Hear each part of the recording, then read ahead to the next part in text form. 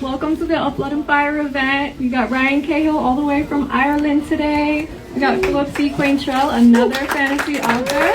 And we've got popular YouTuber Mike's book reviews. Thank you guys for coming. We're going to have so much fun. You guys gave him another warm round of applause. Before we start, I'll hand over the mic.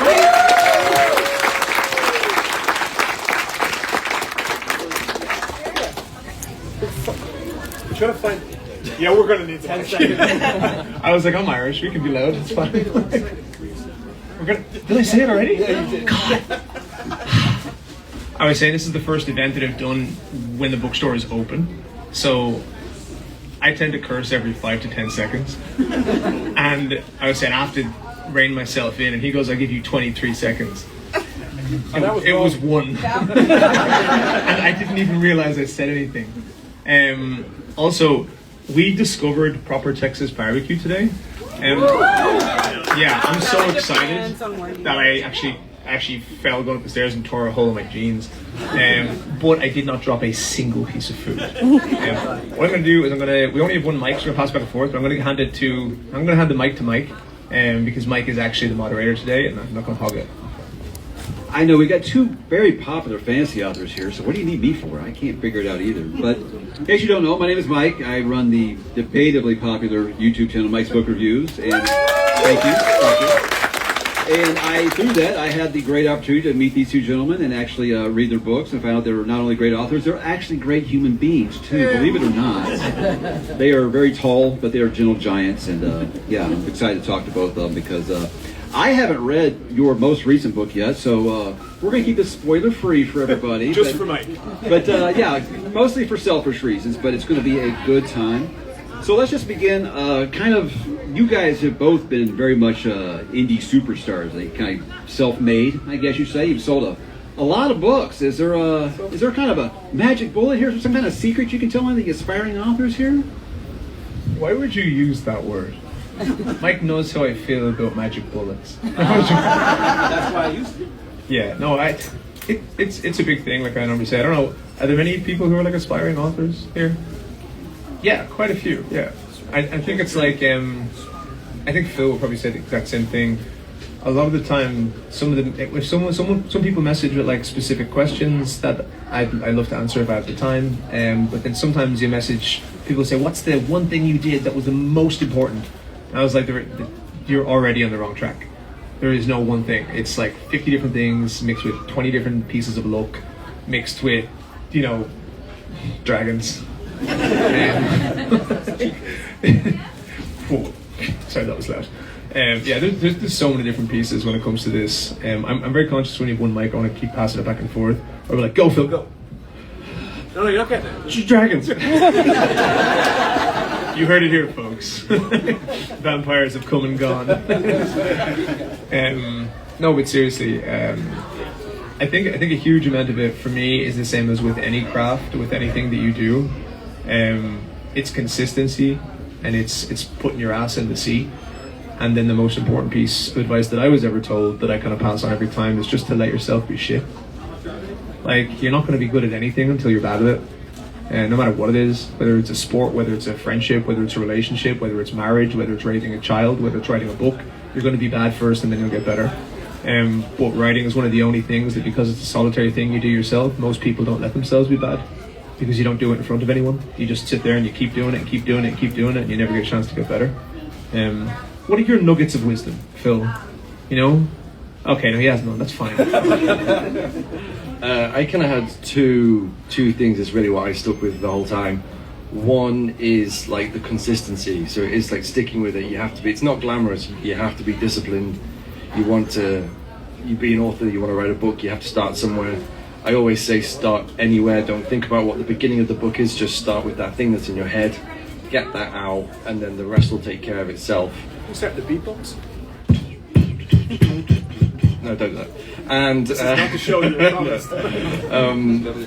Yeah, the discipline part is a really big part. I was a nurse when I started writing, and if I didn't have that discipline, I wouldn't be sat here today. Like, you have to put in the grind. There was years where my wife sort of forgot what I looked like, and yeah, thankfully. Wait a minute. Yeah, you didn't have a beard before. And then the other one is to write like no one's going to read it, which really worked for me. I didn't, I really started writing the book because I loved writing, didn't think anyone was going to read it. I poured everything into it that I loved in the genre, and just thought, oh, who cares, no one's ever going to see the light of day of this, so just put whatever I want in it. And it really worked, yeah. And then since then I try and, every time I'm writing, I am like, oh, don't think about all the people that are going to buy this. As their messages come through over social media, I'm like, no. The pressure. No, I'm going to choose from. Kim, to the register, please. To the register, please, Kim. Yeah, like it's something a lot of people don't know, which I found very funny when I look back, is when I first started, when I hit publish on my very first book back in 2021, my wife actually went and bought like 20 Amazon ebook gift links and then forced them on her family so that I would wake up the next day to sales, which is really cool to start there. And then I fly like 10,000 miles across the world, and I'm sitting here in Dallas and all you wonderful people are here. It's a really cool journey to be on. I didn't actually tell my wife I published. I didn't tell her. Tell your spouses things, people. Secret's bad. Anybody here have a broken binding subscription? Or they do really beautiful work. What you say? Yeah. So, would you guys say that you have a lot of feedback? Because your special editions are awesome and they're amazing. The maps, the artwork, all that. How much feedback do you guys necessarily give on that? Or are you like Jim Butcher and you're like, why does Harry Dresden have a hat on this cover? That sounds like him. No, I'm kind of like mildly obsessive. I'm going to say mildly because it makes me look better. But everything, the broken binding I've done, like all the books that are here now, back to front cover, every single Eternal illustration I art directed. Most authors don't get a chance to do that. But I think it's kind of the difference if you do well independently. A publisher who is smart kind of looks at you and goes, okay, there's a reason you've done well independently. You obviously have some idea of your own brand, of the way you want to do things. That I don't think it ever would have worked if I didn't get to do the cover with the artists, because I love working with artists. So yeah, even because these new ones have 8 new illustrations, 4 from Peng Lu, who's an incredible Chinese artist, and then 4 from Isfok, who's a Polish artist, and she does some of the best dragons you'll ever see. Yeah, for sure. I mean, I joined a Helldivers team, and that really helped because it was the Broken Binding Helldivers team. So, we'd be playing the game and I'd be like, yeah. Before we kill that bug, though, do we have an artist lined up for... It's definitely a unique way. No, it's great. It means you sort of like get behind the scenes and all. So, but yeah, no, it is, I'm very involved. Like, yeah, I talk to the artists, talk to Patrick, who's the art director. I don't, a bit like you, I don't think I could just hand over the look of my world to someone else and just hope that they nail it. So yeah, I'm as involved as I can be. But I'm also just wowed by whatever the illustrators. I don't think it's rare that they send something and I go, nah. Whatever they send, I'm like, oh my gosh, this is something from my world that's been brought into like full color. It looks amazing. So yeah, I'm as involved as I can be. And yeah, like you, I love working with illustrators. It was something I didn't think I would be able to do when I chose to be an indie. I didn't think that caliber of artist was available. And so Chris McGrath, who does all of my covers, he does the Jim Butcher covers and he's done loads of stuff. He's like god tier illustrator. The first time I sent him an email, I had a few books out and I'd been using like a graphic design cover. It's very cheap, it didn't look great, it was doing okay, but I could finally get Chris McGrath and I sent him an email. And if the email had a voice, it sounded like this. Hi Chris, hi, you don't know me, but would you like to illustrate my books? It's okay, you don't want to. That's real. That's exactly what it sounded like. And yeah, God bless him, he reached out and was like, I've been waiting for someone to ask me to do epic fantasy. And yeah, I think I hit my head on the ceiling, I jumped so high. If you're wondering why his accent's strange, it's because he's English. Being Irish, I have an innate problem with that, but it's fine. I like all accents, I think. Right. So you guys both have pretty big fan communities that have just gotten bigger and bigger. So would you say that there's anything in particular about this? I guess you say it's moved you, just like how passionate these fans are, like how much it's just made you just appreciate what you've done, and just how it's just getting bigger and bigger that affects you at all. Has it changed you a little bit? My head was massive since I was a child. I can't wear hats. Like, even glasses are difficult sometimes. I spent a long time trying to find a pair of glasses that didn't bend when I put them on my head. No, it's been really special. I think with doing a tour like this, kind of really makes you realize. I've met a lot of people on this tour. I met a woman the other day who was pregnant with her husband, and she'd already named the baby Belina. I was like, that's going to be the sassiest baby that has ever existed. And I met another woman who named her son Asen, and he's now 1. And it's so hard to express to someone how special that is. I think a lot of time readers don't understand the impact that their words can have on authors. You know, obviously we're writing these books, and you're reading these books, and they can affect you, which is the most incredible thing. But having a reader come up and actually tell you, honestly, for me, I go and I do this tour, and already I'm kind of like, I have one more US event, and then I have 3 Australian events because I'm a psychopath, and I'm just ready to get back and write.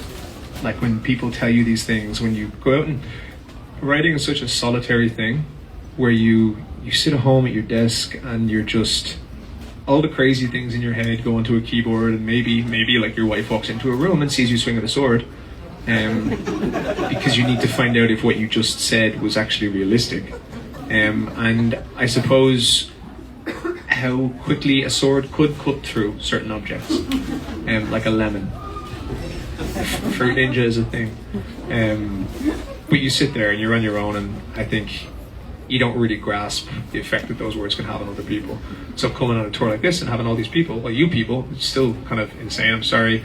We actually have the event tomorrow is in LA. They have 50 seats and they've sold 350 tickets. So you guys are actually doing pretty good. But I'll pass it on. Yeah, it means everything. Like having people show up every time you release a book, it literally means everything.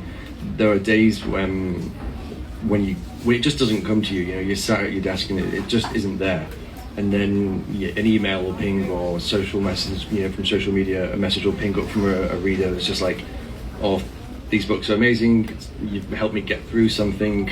And then suddenly you can write all day.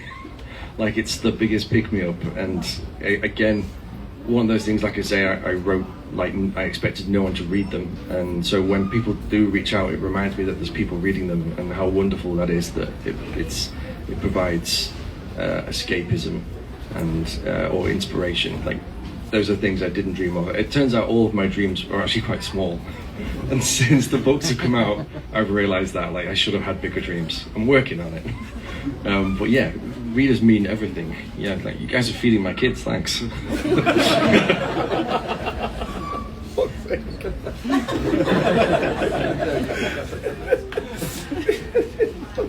I'm trying.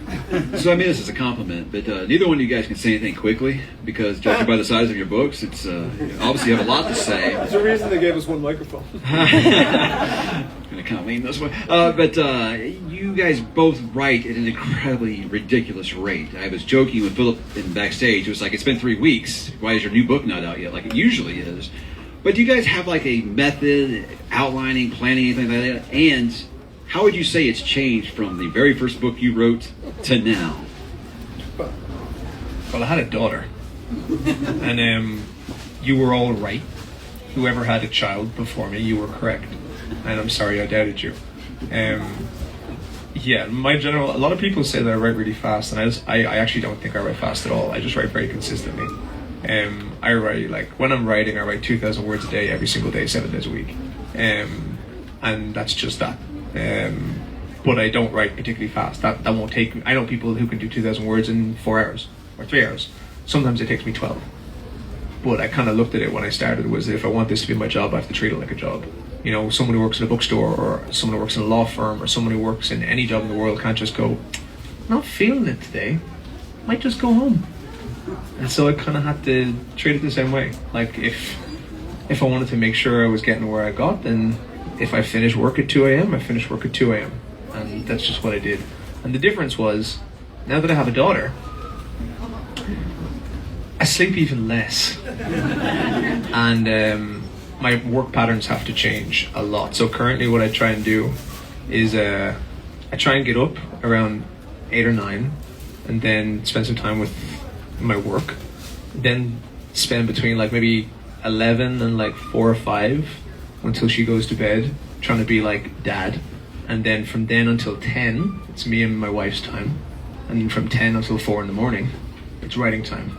And then I get up at 8. And then I go, no one do that, by the way. It's horrendous advice. I am not okay. but it's necessary. We actually, we took my daughter and my wife came on the UK tour. And it was the worst idea I've ever had. it was great, right? Until I had an event with John Gwynn, and that went on for quite a while. I didn't get back till probably 2 in the morning after doing signings. And I was like, great, loads of sleep, no problem. And then at like 4, right? Just picture this, it's a dark night, not a sound. It's like, baby's in the bed, isn't she? And then it just gets one more, boom, like a smack. And I look up and then there's just this tiny Titan demon, right? With a hand literally shaking like this. Like she has hand of God ready to smack me again. And I look at her and she goes, Dada? And it's like, yeah. So it's changed a lot. Yeah, kids definitely changes like how you do it. I had 8 glorious months between. You're gonna say 8 glorious too? Who has ever said that? Why have I only met 2 of them? What happened to the other 6? You know, I only have 2. It's enough. But I had 8 glorious months before my son was born, and in those 8 months was between when I finished being a nurse and when I was writing full time. And for 8 months, I had no kids, just me and my wife. And I did initially. It was sort of I went a bit crazy because I've been a nurse, so I had these like very strict shift times, when to start, when to be there, and all that kind of thing. And suddenly I had no boss. And so I'd wake up in the morning and be like, oh, I'm not going to write straight away. I'm going to watch Lord of the Rings. And I'll start writing at like midday. And I did that for like 8 months. And then my son was born. And that was no longer an option. And so I then spent, it was years realistically, years trying to figure out what is a good routine for trying to get it all done. And then the second one came along. When my daughter was born, actually, that was great because she slept in the sling on my chest for like 10 hours a day. And every time my son would like run at me, my wife would intercept him. And I was like, it was like I had this shield around me. No one could touch me. And I had like 10 hours a day of just writing because she was just like when she came out of the sling and I went back to my desk, I started writing. I'd sit down to write, and this is how I wrote for about a month. Just swaying from side to side. Keyboard on like a wobble. Yeah, so it wasn't great. But since then, now I have like a lock-in because it's like morning is with the kids, get them to school between 9:30 and 3, get 2,000 words done, pick up the kids at 3. Don't even try to write after they get home. They don't tolerate it. they don't like me writing. And if I try, I get really cross because I'll be like halfway. That is one thing I've got really good at. There was a point when I couldn't, if someone needed me, I'd be like, just let me finish this little bit and then I'll be available. I've now got really good at stopping halfway through a sentence, not even finishing the sentence, and just going to get a snack for one of them. Like I can put it down now. But kids definitely squashed everything into like the school hours. But now if something changes and if they don't do that, I find it hard to actually lock in because it's like my brain says you don't start work until you've taken them to school. So if something changes in that, I don't know what I'm doing. I just put Lord of the Rings back on. I think in general it's a great exercise in understanding how badly you want something. Like, you find out real quick how badly you want something when it's not working. Like the most important time I've found that I need to sit down at the keyboard is every day I don't want to. Every time I don't want to do something is usually the most important time it is for me to do that thing, because it's easy to do something when it's easy to do. You'll find a way. Everyone needs to find their own different routine. I don't think objective advice works in anything, particularly writing, particularly any creative field. If I say to you, this is how you should do something, and this is the only way to do it, I'm absolutely wrong. 99 times out of 100. Dragons. Yeah? Yes. So I think as fantasy fans here, I mean, we're all pretty big dragon fans, right? I mean, you're kind of weird if you were at this signing, if not. But obviously I dragons. thought this was a Wendy's. Obviously, dragons are very important in both you guys' series. And again, like I said, we think we all find dragons great, but in your eyes, what makes a great dragon? They have to talk. That's all you do. We actually had this conversation yesterday at the event, and I was saying, like, there's choices you make when you write any fantasy creature, and like with dragons there's certain ones, right? So, you know, the most contentious thing, the only time I ever had a contentious moment online was dragon anatomy. I was like, guys, we have bigger shit. But they're the choices you make, right? So, you know, does a dragon have 4 legs and 2 legs? Also, just as a general thing, the fact that this is my job talking about dragon anatomy sitting here in Dallas is absolutely incredible. One of the times I came out of my office one time, my wife was like, why are you smiling so wide? Like, I just spent 3 hours doing an art brief to tell a dude in Turkey how to draw a dragon. But life could suck more, for sure. Yeah, so one of the things that, like, I had to do, and like say Phil has to do, and anyone does, you know, what does a dragon look like? And so you make choices, and, you know, one of the choices that I made consciously was, I feel like, you know, you have suspension of disbelief in a story, and it's easy to say, oh, there's a dragon in this world, so I can do anything. And I just don't really think that works. For me, the choice was, if I give a dragon 2 rear legs and 2 forelimbs, I don't have to show you what it looks like when they walk, because we have vertebrate mammals that walk that way. And I don't have to show you what it looks like when it flies, because we have bats. So you can picture things very easily. And I feel like you're kind of getting a few suspension. I viewed it the other day, I compared it to, has anyone ever played an RPG? You know, when you go and you build your characters, right? I view it like you have 100 suspension of disbelief points, all right? And when you have a dragon in the world, 99 are spent on the dragon. So when you put a dragon in your world, it's like having a charisma build, all right? You're 99 charisma. You're just hoping it all works. And so giving them an anatomy that is instantly recognizable in how they would walk and how they would fly gives me back a few of those points. And then we were talking about talking as well. You make a choice. Does my dragon talk? Does it not talk? All right. And I think in general, like if you go back to children's books and you go back to those, all of the animals in those books talk. And the reason they talk is very obvious. It's less scary. When a child reads about an animal and that animal speaks, and you inherently think that animal is going to be friendlier. Because it's intelligent, because we look at the intelligence. If you can speak, you're intelligent. If you're intelligent, you're more likely less dangerous to me. And so that's a choice. Something that speaks has to prove that it's dangerous, right? Which Phil's dragons definitely do. They prove they're dangerous. They're very, very mean. Not all of them. Not all of them. No, there's the cute cuddly dragon. There's not. There's not.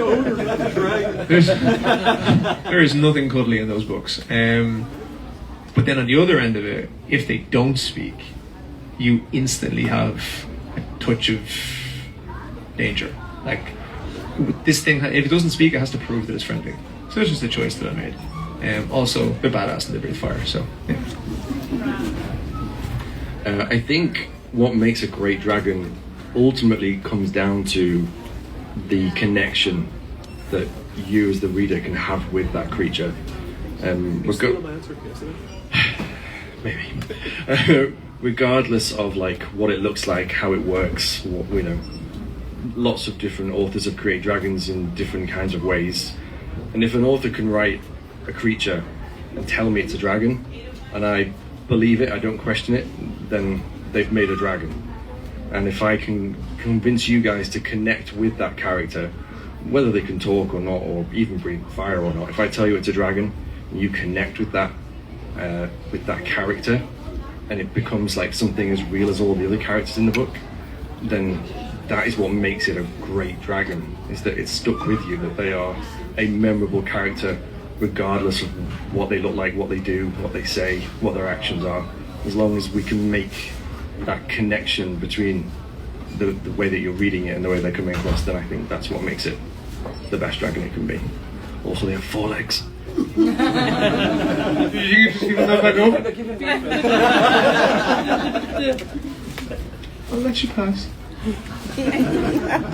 Have to go easy on them sometimes. I think that the word tropes has become like a bad word now, and I don't know why, because personally as a reader, I can't speak for everybody, but for me, fantasy tropes are what brought me to the genre. I love them, but I think as a fantasy writer, you can't do that anymore. So how do you think that you balance classic fantasy tropes with your own modern twists, per se? Yeah, I feel like the word trope just became the word we use if we don't like the thing that's in the book. You know, but that's what it is. Like, it's a trope. It depends what it is. Usually it's a tenet of a genre, so I look at it. It's a signpost. Like, you see coming of age, you see the chosen one, you see the dragon, you know what type of story you're in. You know you're in a classic epic fantasy straight away. That's what they're for. But just if you don't like them, like, that's, as an author, that's just something. We have a saying that I don't think I can say on a microphone. I'm not going to say it. I curse too much here at home. Perfect amount. So I had a great saying, and I'm not allowed to say. I'm really annoyed I can't say that now. Just say it. You've all heard it. Everyone knows it. It's a very obvious saying. No, I won't do that to you guys. No, I'm gonna pass it over.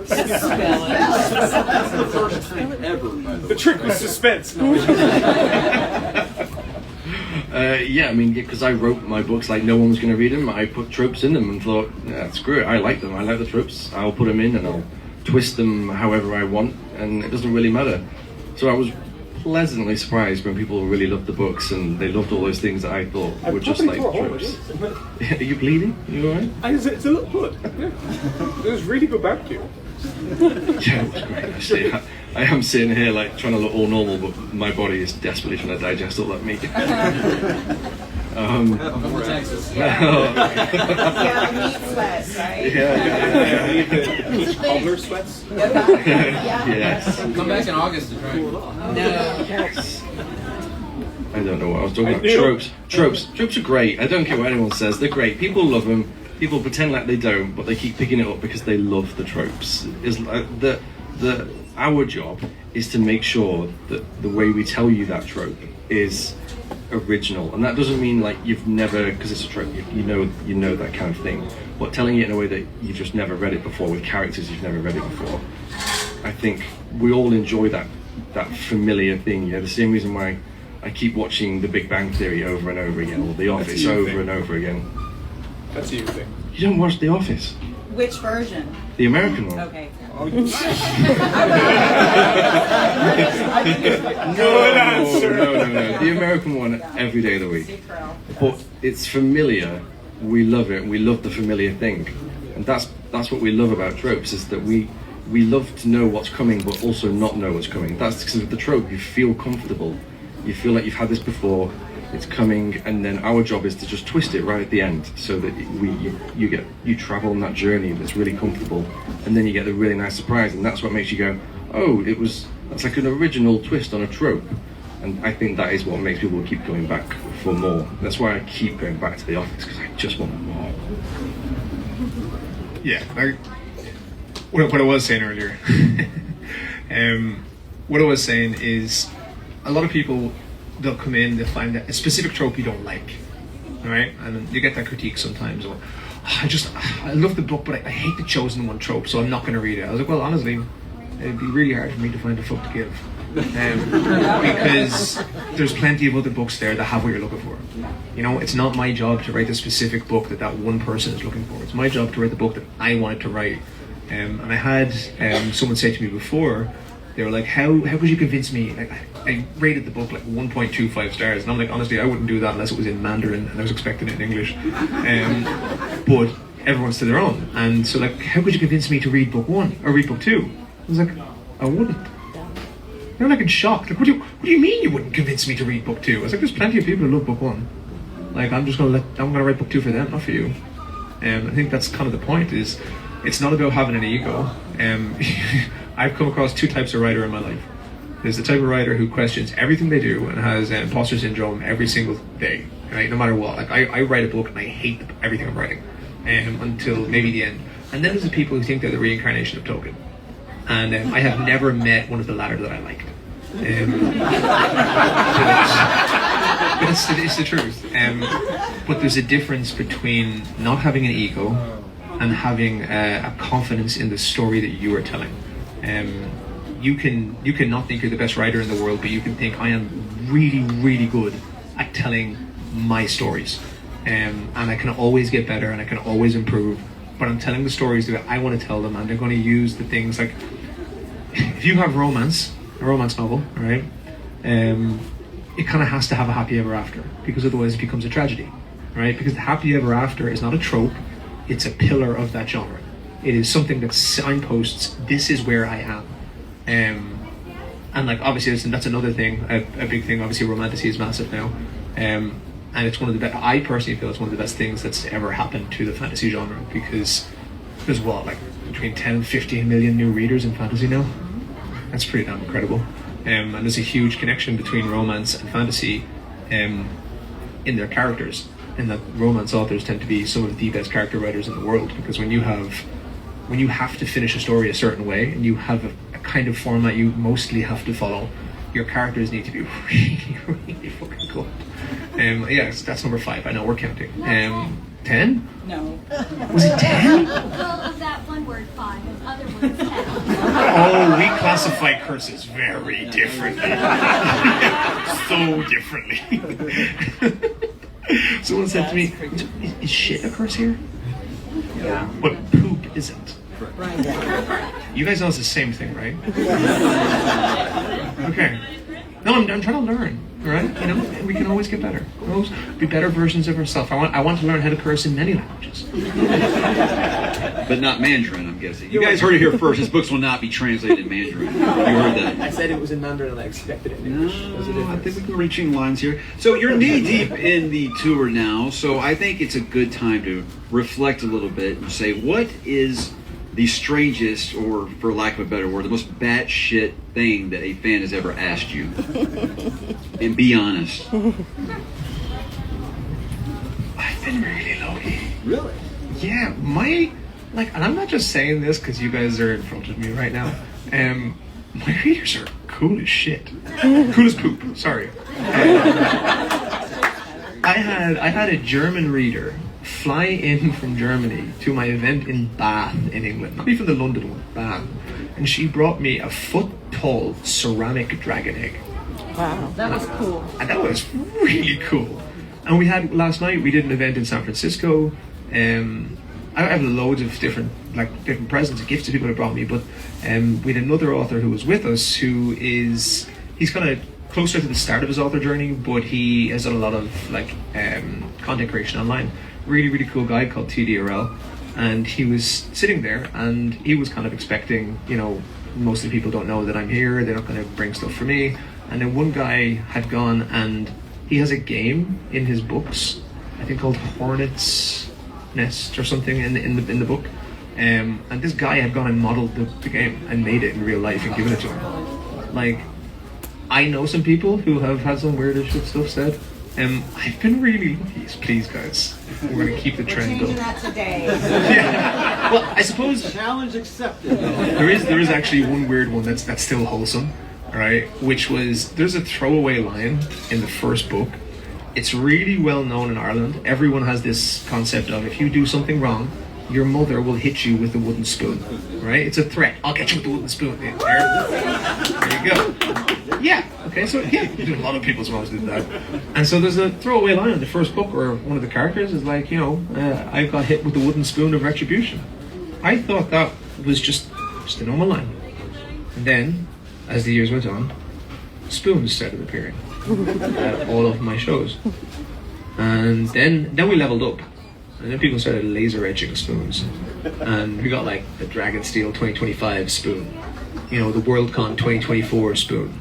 And then this year, one of my more unhinged compadres decided to go and design and laser etch about 200 spoons that are the official of Blood and Fire World Tour spoons, and has mailed them all across the world, to Australia, to the UK, to Ireland, to Canada, to the US, and people are just showing up with spoons everywhere. To the point that I got a front page on the national newspaper at home. The title? Not what you'd think. Lord of the Spoons. My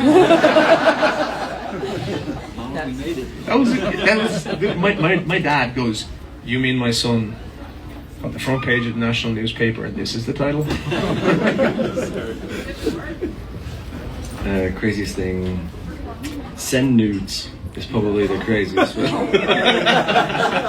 And he does. So. Yes, I'll let you know where to go for those later. No, like you, yeah, I've been lucky. I've not had any really crazy questions. Yeah, I challenge any of you to come up with a really crazy question today that I can take away, and then the next time someone asks me that. Never challenged that. Oh no, I want that. I'm here for the experience. Oh, we got one right here. Oh, that's we'll jump one in. Yeah. How is both of you? Okay. Have you ever wrote a book before? It's a crazy question. See what it's doing to you? No, probably not. A successful one? No. All right, so we're going to do one more question here, and then we're going to open up to you guys for more awesome questions. So what do you, now that your series you've already wrapped up one, you're about to wrap, well, I don't say about to wrap this one up, but you're thinking about wrapping this one up. What do you think that you would hope that your readers take with them after they finish your series? After they leave your world, what do you hope it is that they take with them? What message? I thought it was a good question. It's a very good question because it's something I've been thinking about a lot in the last while. I think in general, hope. There's also something that I realized a lot as I went through the books more recently, is my favorite poet of all time is a guy called Wilfred Owen. He was one of the war poets, and he died, I think it's 9 days before the armistice in World War I. And he had a lot of incredible poems. And I had one of the most incredible experiences of my life when I was in London. Because my favorite poem that he wrote is a poem called ℓ𝕬𝕤𝕤𝕤. And it's about his time in the trenches and watching people, and watching the effect of chlorine gas and watching what happened. And the end of it is ℓ𝕬𝕤𝕤 pro patria mori, which is the Latin for "it is sweet and proper to die for one's country," and it's titled "The Old Lie." And the reason is not because it's not noble to stand up for the people you love and to fight for the things you care about, but just that very often it's old men sending young men to die. And just the misnomer in that, and how hard it is and how horrible it truly is. And I realized as I went through my books, especially after book one, that there is a lot of that there about, you know, the grief and trauma of it, not just the heroics, not just like how cool it is to wield a sword, but, you know, I was getting kind of tired watching a hero kill like 2,000 people and then go for cupcakes. And I kind of wanted to see a little bit more of an effect on that. And I did actually have a guy who came in to the show in London. Most handsome guy I've ever seen in your life. The dude looked like he was carved from stone. And he put his book down. It was not this guy. He's pretty. The other guy was like, he was hot. He was. Like, you gotta be objective sometimes in life. This dude was ridiculous. And no, do you know what the funny part was? He puts his book down, his name on the post-it, Achilles. Wow. But he said to me, Sure this wasn't a dream. it was not a dream. It was not a dream. I wish it was. No, it was really special. Keddy flew in. He wasn't based in London, and he said when he read books 1 and 2, he was stationed in Afghanistan with the British Royal Marines. And after finishing book 2, he handed in his resignation and left. And he just said that, you know, he was proud of what he'd done, but he'd gotten to a point where after reading it that he just realized that there was just so much pain and trauma, and he was a part of it, and he wanted to be a part of the healing instead of a part of the cause. And I honestly nearly started crying when we were there. I was just like, Jesus God, that's one of the most powerful things anyone's ever said to me. And he was just like, yeah, I gotta go, I have a flight, but I wanted to come in and just say that to you. And so I think for me, and look what he took from it when we had a further conversation, was when you read these books, it's about reading that, you know, not all the beauty of war and all the crazy noble heroics, which can be there when you're fighting for the things that you love, but just how to make sure you turn around to the person beside you and make sure they're okay, and try and pull them through as well. You asked an emotional question, I gave an emotional answer. I realized when I'm reading back in preparation for writing book 5 how massive that was for me as I went through it. Yeah, for me, when it comes to like closing down a series and what I want everyone to take away from it, I probably sort of go back to when I was a nurse, which provides like a lot of the foundation for like how I write and what I saw and things like that. And generally day to day what I saw was people pushing through the hardest time of their life and pushing through pain or grief, all the worst things you can go through that mean you have to go to hospital. And just seeing people find that incredible strength to push through, that hope that you don't always see every day, but in like a hospital you see it because you see people pushing through incredible experiences that, you know, keep them down, but they keep going and they keep going to get better. And what I want you to pull away from the end when you finish the series is that like when those few heroes can stand up, when they can find that hope, when they can push through the pain and the grief and the tragedy, that there is that light, that they can defeat the dark, they can hold the line, that you can keep going. It's the classic good versus evil. Like I want you to finish the books and go, good does win as long as there's someone fighting for good.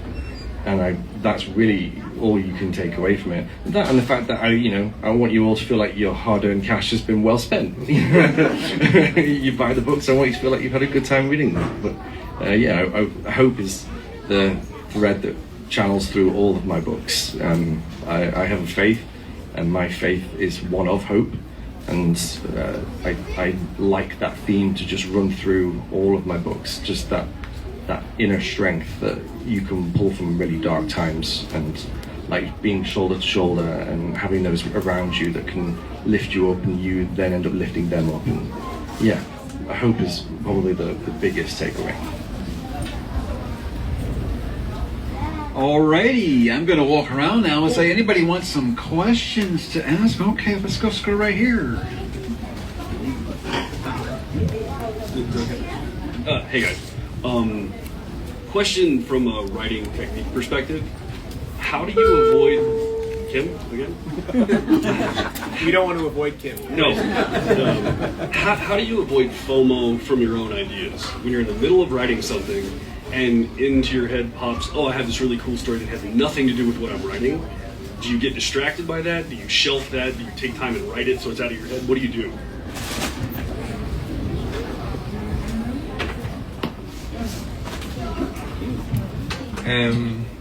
Yeah, for me, I have to, if it's something that I think is incredible, which, you know, I think everyone does as soon as they think of a cool idea. Every idea is incredible until someone tells you you're an idiot. I tend to just put it down in the notebook and then move on, because distraction is the absolute thief of the ability to finish a book. For me, I have the series. People always say about authors don't have an obligation to readers. I'm 50-50 on that. Like, you know, I have stuff in my life that I gotta get on, but like I owe the care and attention to this series. That, you know, time is the only non-renewable resource in the world, and I have readers who put a lot of goddamn time into this book, to this series, and so it's my obligation for me to make sure that I take that time and take that care to this series instead of bouncing around and getting distracted by all the shiny lights that are everywhere, which can be something that changes as you write more books. As you write more books, and whether they're successful or not successful or whatever, like air quotes we determine successful to be, your expectation will change. The expectations on you will change. At the very start, before you release something, you can do whatever the hell you want. Although I would advise probably still trying to finish one book is definitely the best, because once you do one book, you're more likely to finish more. keep trying to do half and half of 50 of them, you'll probably never get to the end, like objectively. Yeah, I'd say now in present day, if my wife hears me say, "Oh, I've had an idea for another book," I will often hide because I know she's going to clip me around the back of the head, because she knows if I get distracted. Because this is where the distraction was actually really great. The first series I wrote was a sci-fi series called The Terran Cycle, and that's like how I cut my teeth on figuring out what my prose was. But it didn't sell. No one was really interested in it, and it's still out there now. Go check it out. But back then, no one was interested in it at all, and I got distracted by the idea of the Echo Saga with Rise of the Ranger, and that distraction changed my life. So in that one instance, the distraction actually was brilliant, because the distraction was a much better idea. But now that I'm on that track, if I have an idea now, like Ryan says, you just have to really push it aside. Like, I have recently been distracted by an idea for another book, and I have written the first chapter, and I now have to very slowly go back to it. If I write another chapter of it, it's a very slippery slope. So yeah, I would say try and put it aside. I'm like, put it aside, and he's like, best decision I ever made. It's like, you can run across the road 100 times. And one time you might get there, and 99 times you might get hit by a car. So Let's walk. So you said no magic bullet as far as, what is the one secret of success. On the flip side of that, if you were starting right now as an indie author, is there something that you would say, I wouldn't do that again? Like, don't waste your time doing this. Does that make sense? Yeah. I think both of us are coming from a place of survivorship bias, where, what we've done has worked. So honestly, I wouldn't change a single thing. But the advice on stuff that I know just you need, like there's an attitude to take. There's one thing that I've found, like we're talking about different stories there. The shining lights, so what I call them, are your biggest obstacle. Always getting distracted by everything else. I saw one person who came through and was doing really well, and then they were like, "Oh, what about all these translation rights? What about movie deals? What about all these other things?" And then 6 months later, he hadn't released another book. So for me, yeah, like what I wouldn't do, I think is kind of colored by the fact that it worked for me. But the one thing I've found is dedication over inspiration is one of the most important things. Inspiration comes and goes, and if you rely on inspiration, you're probably never going to finish what you're writing. You might do, and a lot of people do, but I'd say the higher percentage of people who only rely on inspiration don't. And it is about, like I was saying earlier, on the days you don't want to do something, doing it more, doing it harder, like just putting yourself in the seat, doing the thing every day. And I think some people can kind of get like, "Oh, you don't tell people to write every day, not everyone can do it." I was like, even if it's 5 words, there's not one person who would have told Michael Jordan not to practice 7 days a week. Like, every single craft in the world is dominated by consistency. Just because everyone can't do it doesn't mean it's objectively wrong. And again, it's not about having to write 2,000 words every day if you're not able to. It's about, just for me, and again, I'll still stand by, any objective advice is bad advice. I'm not telling you this is right for everyone, but I think the attitude of trying to make sure you're practicing that craft every day, even if it's 5 words, for me, keeps me in that place. I think that's the most important thing, because you need to research and look at the indie field if you want to go independent. But if you're not writing books, you're not going to succeed anyway. The books are the most important thing. It's the most cliched advice ever. I had a little post-it, like on the little computer-based post-its you can put on, and I had my Scrivener file up when I started, and I had a post-it. It's kind of well known at this stage, and it had just a really cheesy, I'm allowed to fail, I'm not allowed to fail because I didn't work hard enough, and I'm not allowed to fail because somebody else made it so. And that is still on my computer. And it's just the thing that I've lived by. Yeah, that's really good. On inspiration. Hello? Yeah. On inspiration, I would say, be at your desk when you say you're going to write, and inspiration will know where to find you. Don't go out looking for it. But apart from that, in terms of anything, the more practical advice is patience. When I first started, the space was just, it wasn't as busy as it is now. You didn't have to stand out in 2016, 2017 as much as you have to now. And so I'd say patience in terms of the practicality of paying for an editor, a good editor, paying for a good illustrator to give your book the best chance that you can. And I have people that I talk to who are writing their first book, and my advice is always like, it's very, very exciting when that book is finished and everything in your body says, this was meant to be read, it's not meant to be shelved, it's supposed to be read. And then the thing that I did initially, which is what I advise people not to do, is to just like instantly get it out there. Yeah, just like, there it is, it'll work because I believe in it. But you need a good editor, you need a good illustrator, and they cost. The patience I'm talking about is the hard part where you have to save. Like try and put, whenever you can, putting money aside so that you can pay for those two people, because they will elevate the book to. Someone once said to me, look at who you want to sell beside. And that's why I went to Chris McGrath, because I went onto Amazon and I saw Brandon Sanderson and ℙ𝕦𝕤𝕤𝕤𝕤, and they had Chris McGrath covers. And I was like, I want to be able to have my book next to theirs. No one can tell whether it's indie or trad. It just looked great and they click on it. But that requires that patience to be able to afford those people that can help you to get there. I'll just add real quick. Identifying your own strengths and weaknesses will be your biggest strength ever.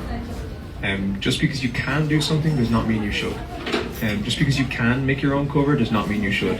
Some people are very good at it and should. Some people are very good at art directing and are going to deal with artists and do amazingly. Other people won't. Identifying where you're weak and then filling those gaps and not trying to just do it anyway is where I've seen a lot of independent authors succeed very well. The best independent authors that I've seen, the best business people that I've seen, are people that can identify where they're weak and fill those gaps. I always say as a reader, never judge a book by its cover unless it's awesome. Hi. I just want to say, Ryan, Daughter of the Sea is probably my favorite chapter you've ever written, or maybe one of my favorite chapters of all time. That blew me away, and I was ahead of the book. My husband was reading it, and I'm like, can't wait till you get to this chapter. I'm not going to tell you what happens. But anyway, I just have to tell you, I love that chapter. You're welcome. And Phil, I just started reading your books because of today, and I'm on book 2, and I really love Asher. He's amazing. My question for you is, did you play D&D before you wrote these? Because these speak to me like a D&D campaign, and that's something that I treasure. So I can't wait to see where the story goes, what happens with the dragons. But it feels very RPG to me, and I love that. So I was just wondering if you had any D&D experience before you wrote these. Thank you. I love about Asher, he has the same knee pain I do. The really, really short answer is no. To this day, I haven't played it. I really want to. I just can't seem. No one's invited me to play it. You know, like where are my people? Where are my D&D people? You know, I would love to play it, but I haven't. I suppose my influence is really, you know, like for Asher, it was basically combining Aragorn, John Wick, and Daredevil. I just took those 3 guys who I really loved and I smashed them all into one guy with bad knees. And, He's amazing. Yeah, he's the character that everyone really connects with. He's just he's a great guy, and he's 49 and not old. No, not old. Not old. Look at the panel yesterday, and he was saying how he was like 20 something when he wrote the character, and he was like, okay, this guy's like ancient. He is 49. Obviously, his body doesn't work. And then Phil got older, and he was like, shit. I was just saying to Mike there, see, there's people who at the back, we're not throwing the microphone at the front, but if you want to ask a question, then we can shout it back over the microphone. Yes, he says I'm neglecting the back row. Anyone in the back got a question that wants to shout at me? No, see? Not if you shout at them first. The introverts are back there, man. What are you doing? Shout? Yeah. Okay, so Ryan. This is what we do at every show. Yeah, all good. I'm used to projecting. My question is like a multi-part. So my first one is this the first series that you ever started writing? And then the second part to that is a 2-parter. Like, if so, what the hell? And then, if not, what previously did you start writing on? Jerome. Just, did everybody hear that? Yes. Yeah, sweet. Yes. This is the first thing I ever wrote was Blood and Fire in October 2020 was when I started writing it. And that's where, honestly, sometimes I get this weird imposter syndrome, whereas a lot of my friends have been writing since they were like 5 or 6. And I'm like, yeah, dude, started like 4.5 years ago. Don't really have an answer. Just kind of worked. Yeah. I become very, very, very obsessive with things like this. So, like, I wasn't joking. I was working 18-hour days. To put it in perspective, when I started this, I was working full time.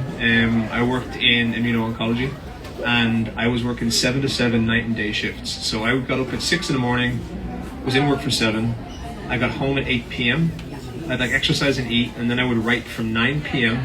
until like 4 a.m. And then I'd get up at 6, and I'd do the day again. I did that for a year. And then we had the opposite side of it where you'd be in work for 7 p.m. You get home at like 8 a.m. And then I would usually write from like 8:30 in the morning till like 1 or 2. And then I'd try and exercise and I'd go to sleep and I'd wake up again at like 5 and sort some bits out and go to work. So I don't really ever tell anyone that that's advice they should follow. It is horrendous. It is not smart. And I don't think it is objectively a good thing to do for your body. It's just the way it worked for me. But it's like anything, you do something enough, you will get better at it, I feel. Like I actually handed John Gwynn, who's one of my icons, blurbed the front of this book. And I handed him the book and I said, it's my first book, it's my worst book, I swear to God it gets better. Because like if I don't get better, what was I doing with my time? All right, we got 1 or 2 more. Time for 1 or 2 more, depending on how long Ryan rambles. Okay. Hey. Okay. So my personal experience is it's very easy to be inspired by Lord of the Rings, by Song of Ice and Fire, Wheel of Time, Brandon Sanderson, things like that. But sometimes your best inspirations can come from things that are, I don't want to say dumb, but like unlikely. So what's the dumbest thing that you've ever been inspired by, and like where does that show up in your books? The dumbest thing you've ever been inspired by, Ryan? It depends. I think my dog would give out to me. If you ever wanted to wonder what a dragon would be like around food, try and take food from a border collie. My border collie has informed almost all of the animals in that book in some way, shape or form, by some of the stupid shit that she does. I can't think of anything else crazy. Like, yeah, my dog was a psychopath, and then a lot of the psychopathic tendencies in the animals in that book come from that dog. Or actually, no, best one, a real quick one. I was on a hike in New Zealand, and there's a bird. For anyone who's finished book 4, this is not a spoiler for anyone who hasn't. There is a bird called a weka that exists in New Zealand. It is a kleptomaniac, right? It's a kleptomaniacal flightless bird, all right? And I went over there, we were hiking. These things can open your tents, all right? They go into your tents, and we were hiking, and there was clearly like a girls' school who were out on like a camp adventure, and we got to one of the campsites, and we heard this scream. And if you could picture like a foot-tall velociraptor that's slightly chubby and covered in feathers, right? It comes running out of a tent with a white bra in its beak and 10 young girls chasing it. And it just leaped onto a table, looked left and right, and then ran off into the forest. And so I just said to my brother, who was with us at the time, I was like, that is going in the book. And so there is a character who has a continuous background scene fight with a kleptomaniac flightless bird. I think that fits. It really fits the character. And now, I'm not saying my daughter is dumb. She's been getting so much shit the last few days. She is very intelligent, but there's no getting away from the fact that if you are 2 years old, you're doing some silly stuff. And so whenever I'm writing like a hatchling, like a dragon that's just been like hatched and it's trying to figure out what it's doing, I will just get out my phone and look. I'll go back to when my daughter was 2, 3 years old and just watch videos of whatever she was doing that day And whatever I see her doing, I just replace the furniture with ruins or something like that. and everything she does, I just make it the dragon doing it instead, and it works every time. You walk around having dragons slapping people in the face.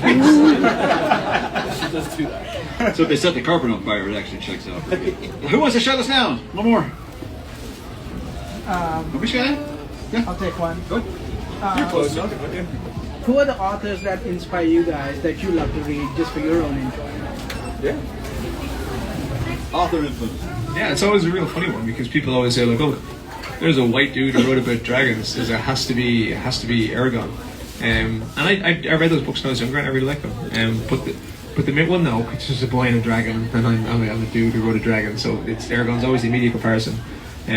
Which I like as a series, but for me it was actually ℚ𝕦𝕣𝕚𝕤𝕤, the ℚ𝕦 series, His Majesty's Dragon, one of my favorite ever series, Napoleonic era with dragons, is so goddamn cool. And Dragon Riders of Pern and McCaffrey, and then most recently I've actually read quite a bit of Jay Kristoff's stuff, and Jay is like the sweetest human in the world.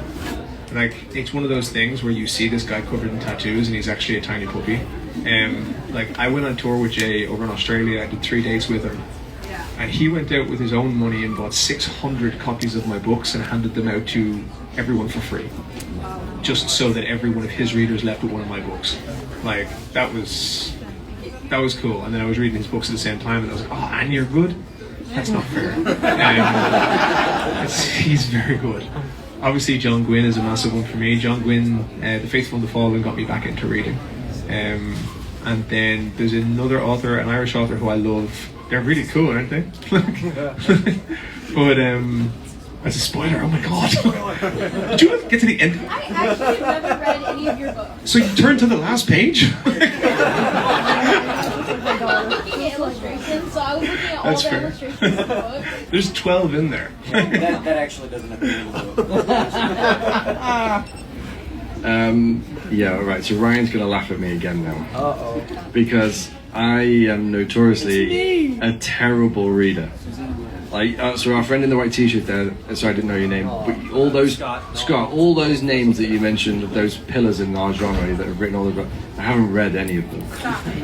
Yeah. He's only watched Lord of the Rings. Like, more times than I can count. I haven't even read Tolkien. Would he tell you that he read them? Like, I feel terrible as a fantasy author saying I haven't read any of those like stalwart books that are in the genre. More recently, I mean, I'm currently reading the last book in Christopher Rocchio's Sun Eater series. I love those books. The first time I reached out to him, I told him how much I hated him because his prose shouldn't be that good for his first book, but those are fantastic books. And apart from that, when I watched Lord of the Rings and thought fantasy is amazing, rather than picking up one of the Lord of the Rings books, I picked up R.A. Salvatore's Homeland, the Drizzt books. Yeah, and I ploughed through all of those. I loved all of those, and they've always been a really good source of inspiration. That whole world. It's set in the D&D world, actually, isn't it? Again, and that's as close as I've got. Yeah. So you were on the money. I was. That makes sense. Yes. I'm not sure. Where are we going to be doing the signing? Do you know? Where are we going to be doing the signing? Okay, perfect. I just wanted to make sure we get the end. Do we have time for one more question?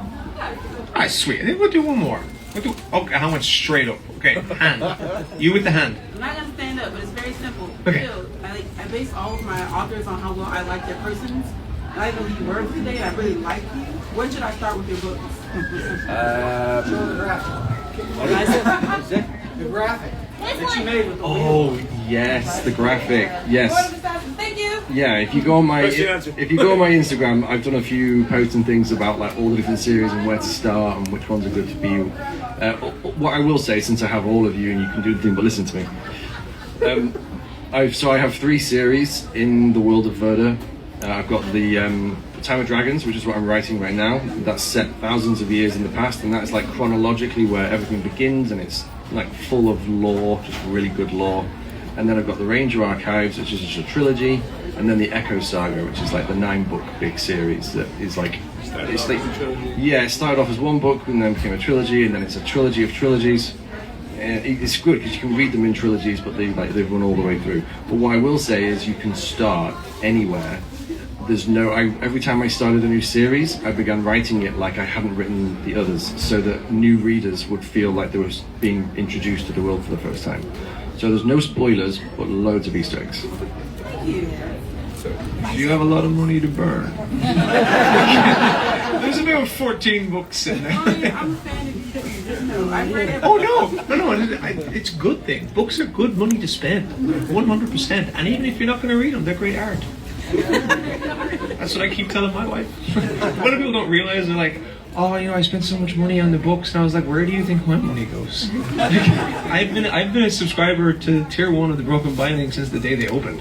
I was a reader long before I was a writer. So we currently have half a storage unit full of books that I can't put out because we moved back to Ireland, and we have to live with my parents until we can move into our own house. My wife was kind of wondering, could we not have just brought less books? Yeah, you understand how that question makes no sense. So if they're this successful as you, they get to move back home with their parents. That's exactly it. Someone said to me, I did Dragonsteel in December, and they were like, how does it feel? How does it feel? And I was like, well, nothing's going to smack you back to earth more than doing like a panel where I debate on dragons with Christopher Paolini in front of like 2,500 people, and then I come home and my mom tells me to pick my socks up off the floor. You will not get an ego that way, I will tell you. So if you ever want to smack yourself back down, yeah, move back in with your parents. It's wonderful. Oh, I know I won. And he's the most competitive person in the whole world. And we found out at Dragonsteel that Brandon Sanderson, for the first time ever, surpassed Paolini's sales. 50 million copies. Alright? He was so pissed.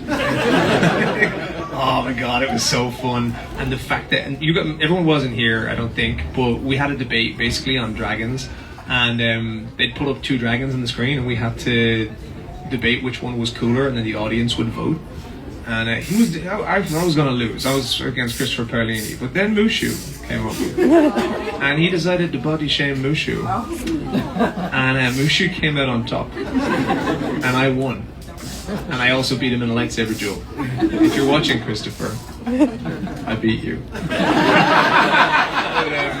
Yeah, I think that's probably most of the time that we have. So I just want to say thank you to Mike for taking the time to come up. There is most likely quite a large amount of you here who found my books through Mike and Mike's channels and Mike's videos. And potentially, hopefully soon, more people will find some of Phil's books as Mike becomes what I know is going to be absorbed in them because they're fantastic. So thank you for taking the time to come up. And thank you to Phil for flying all the way from Manchester. Yeah. He's really tired. He needs to go home. But also thank you to Barnes & Noble for hosting the event. Thank you for coming. And thank you, Katie, for arranging everything. And thank you for all coming.